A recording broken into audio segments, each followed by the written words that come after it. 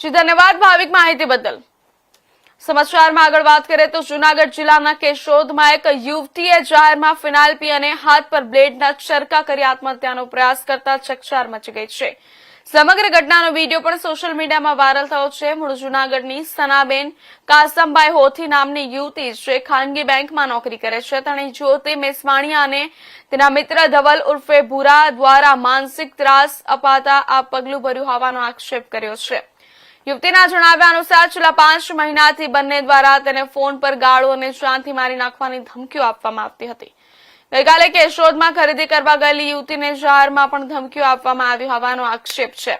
આ સમગ્ર મામલે યુવતીએ જ્યોતિ મેસવાણીયા અને ધવલ ઉર્ફે ભૂરા વિરુદ્ધ ફરિયાદ નોંધાવી છે।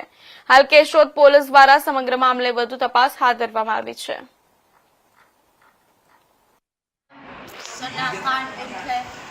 સના કાસમભાઈ હોતી જ્યોતિ મેસવાણી મને ગાળો મારી નાખવાની ધમકી છેલ્લા 5 મહિના થયા અને કાલે 3 વાગે 3:30 વાગે ફોન આવ્યો મને મારી નાખવાની ધમકી આપે।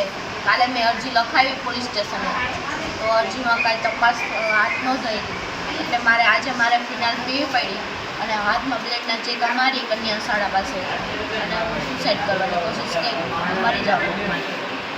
ફિનાઇલ પીવું છું જ્યોતિ મેસવાણીના લીધે મને મારવાની કોશિશ કરે।